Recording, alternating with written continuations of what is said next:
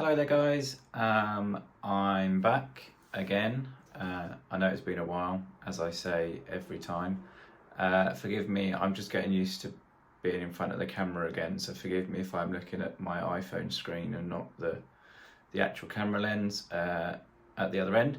So, bit of an update. I've been thinking for a while about what to do, and I keep meaning to get into bit of content creation as a bit of a hobby and this, that and the other, but I end up just being busy with other things and it never comes off. So I finally decided that the one thing that I do a lot of and never record is flight simming. So I've been dabbling, I say probably more than dabbling, I've been fairly interested in aviation for a long time, and I've been doing flight sim for probably 20 years now. Yeah, probably about 20 years. So my first ever one was Flight Simulator 98. I remember playing that on my parents' computer back in the day.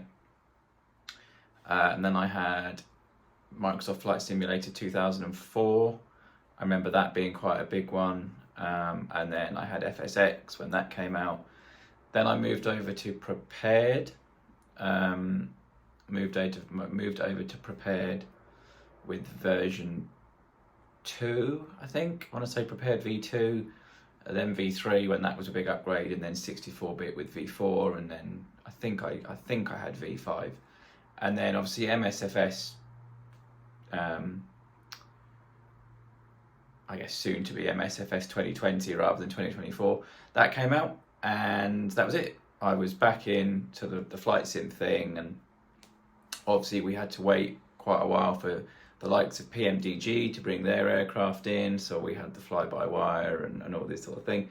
But as I say, I've been into this for quite a while, and wanting to get back into it because I do it quite a lot. I just don't film it. So I thought, what better thing to do than to just film it and see, if you guys are interested.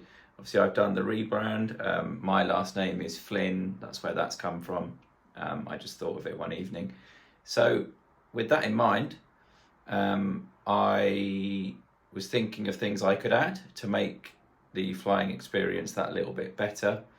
Also, let me know what you think of this setup. It's a shame it's not a little bit darker because you can't see the lights. I mean, the pink, you could just see it under there, but it shines up the wall when it's a bit darker. So equipment-wise, I've got the Thrustmaster TCA, the Airbus one. I've got the TCA Boeing yoke and throttle, and I've got a Honeycomb Alpha and Bravo that I don't actually use at the moment and I'm considering getting rid of. I was using the Boeing yoke with the Bravo, and I might go back to that, but it's so much more convenient to just stick the TCA Boeing throttle up on the desk and just use that. Although I do need to get a clamp for it because the clamp they give you is a bit naff, unless I'm missing something, but I don't think that I am. So yeah, got quite a bit of kit, and the main thing that this video is going to be about, apart from my little ramble update on my life and flight simulation, is one of the main things I find a bit of a faff is looking around the cockpit and clicking all the buttons and changing views, and you're quite limited on a Boeing yoke, you're quite limited for buttons, and I don't want to have to be reaching over and trying to find buttons on a keyboard or have the keyboard next to me. I mean, I've only got a little MX mechanical thing, but it's still a bit of a faff. So I came across the Stream Deck, obviously, and I've known what the Stream Decks are. I've seen enough of them, and I kind of figured they're for triggering various things. But I hadn't thought about using them for flight simming, and then I saw some videos from a channel called, I think it's Flight Sim and Other Stuff, about the Stream Decks and how you can configure them, and I dabbled in it a little bit using my iPad as like a mobile Stream Deck. And then I saw a video about the Stream Deck Plus, which really interested me. So to that end, if I just move that out of the way, behind me here we have a Stream Deck Plus. Now, I bought this from Amazon and they didn't put it in an Amazon box, they just stuck the label on. So I've had to destroy the label somewhat to, you know, hide my address and stuff, but you know, you get the idea. So what I'll do, I think, is spin the camera round onto my desk and we'll go through it. So this might all be backwards. So, you know, there's the front, there's the side, there's the back, and there's the other side. So yeah, what I'll do is I'll turn the camera around and show you guys what's inside. Right, so here we go. So spun the camera around, here's the box. As I say, there would be a picture of the Stream Deck Plus here, if there wasn't a big label on it. Streamline your setup. Elgato Stream Deck Plus. We spin it around to this side. We've got 8 customizable keys, 4 multifunction dials, dynamic touch strip, single and multi-action, detachable cable, and Stream is talking about the Stream Deck store. In the box, Stream Deck Plus, USB-C to USB-A cable, and a quick start guide. On the back, says ultimate tactile control, LCD keys, dynamic touch strip, multifunction dials, direct control, instant access, live media, easy setup, personalized keys, and unlimited profiles. And there's a picture of the Stream Deck Plus. And then on the side, it just says Stream Deck Plus. So spin it back over. And off comes the lid. Put that to one side.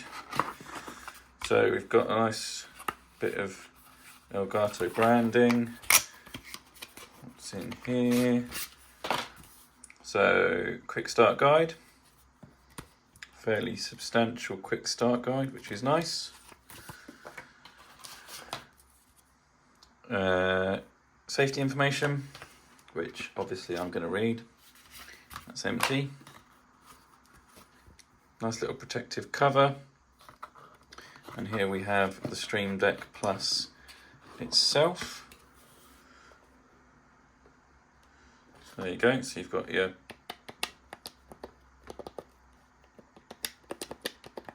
buttons, touch strip. Oh, there's a reflection of me. Touch strip. You've got these ones, which you can click as well, which is nice. Stand. So the stand is built in, unlike the normal Stream Decks. So it's attached, a bit of branding there. There's a cover on the rubber foot, which I'm going to leave on for now. And you've got your USB-C input there. Put that down. And then in the bottom, we've got a very nice braided and branded USB-C on that end, USB-A on that end. So that's everything that you get inside the box. So what I'll do, I'll flip the camera back round again and I'll go through with you what I'm going to use this for. I'm not sure I'll go through the setup in this video. I'll leave that for another video because I'm going to go over setting it up for how I'm going to use it. But yeah, I'll spin back round and just go through what I'm going to do with it. So there we go, guys. So background to this view, you can see the Stream Deck there. So, you know, you may ask, well, what can you do with this to make your flight sim experience better? So obviously you've got the buttons. So these can be programmed for, you know, a view. They could be programmed for toggle switches. I'm going to go over this in another video, but you can have switches, toggles, menus, folders, all this sort of. So these are all illuminated, so they light up, so you can put an icon in them. And then you've got the touch strip, which again you can use to swipe between pages. You can use it to display information. And then you've got these rotaries that you can click. So the way I envisage to use this is I do a lot of flying in the 737. So for me, it would be things like speed, autopilot speed, heading, altitude, and maybe vertical speed, or you could even have course, speed, heading and altitude and not have vertical speed, depends which one you make use of the most. And again, on the strip, you could have it display, your current setting, your current autopilot setting for those systems. You could have it set. You could have it show your actual speed, your landing altitude, whatever you want it to display, and then obviously they can be clickable. So it's not strictly relevant in the 737, unlike the Airbus where they're push-pull. But you could have things like altitude. You could have speed intervene, altitude intervene, whatever else you might have, or whatever else you might need. So that's what I'm going to do with it. As I say, I'll do another video once I've had a little play around and got it to how I want it. I'll do a video showing how it works. I'm also going to do a video of me flying. So I'm going to do, I think, Stansted, the new Stansted, Indie Build Stansted to Dublin Ryanair flight, just because it's nice and quick, so I can use it to get to grips with recording and using this and all that sort of stuff. And I've also got a Stream Deck XL coming tomorrow. So I got this one specifically really because of these knobs and because of the screen for like autopilot displays. And then the other option is to get a normal Stream Deck Mark II with 15 key, or to get an XL which is 32 key. The reason I've gone for the XL is because I've already got Stream Deck profiles from when I used my iPad that fit the XL, and also they fit the Plus. There aren't that many unless you do them yourself for the 15 key, other than maybe views. So what I'm probably going to do is have maybe the autopilot buttons here with the controls, and then on the XL have everything else, including all the views and stuff, and have this specifically for autopilot. I think that might make sense. And who knows, maybe down the road I'll buy a Stream Deck, a normal size 15 key one, and use that specifically for views. We'll see how I get on with it. But yeah, that's about it. Hope you enjoyed this quick look at the Stream Deck Plus. I probably won't do an XL video. It's pretty much the same, it's just bigger. I'll do a quick overview of it maybe when I do a video on how this works. But yeah, that's going to be it. So hope you enjoyed. It's good to be back. It's good to be recording again. As I say, I will get an actual flight video recorded once, probably tomorrow or maybe Wednesday, once my XL turns up and I've got it all configured. So watch out for that one. If you like this video, please give it a thumbs up and subscribe if you're interested in flight sim content, because I'm really going to try and put some effort into this. So if you enjoy this kind of thing, get subscribed, and I'll be doing some videos on all the various hardware bits that I've got, so watch out for them. And yeah, that's going to be it. So I hope you enjoyed, guys, and I'll see you again soon. Bye bye.